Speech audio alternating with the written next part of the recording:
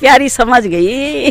Congratulation celebration. अरे દીદી આ બધું છે હું ભાઈ તારી બેન તહેવારોની સીઝનમાં મીઠાઈ વેચશે। अच्छा એટલી જ મીઠાઈ અરે ભાઈ મીઠાઈનું ગોડાઉન ભર્યું છે। અને જો મીઠાઈ નો વેચાણી તો ઈ ઉપાધિ તારે નત કરવાની। મીઠાઈ નો વેચાય તો રિટર્ન લઈ લે।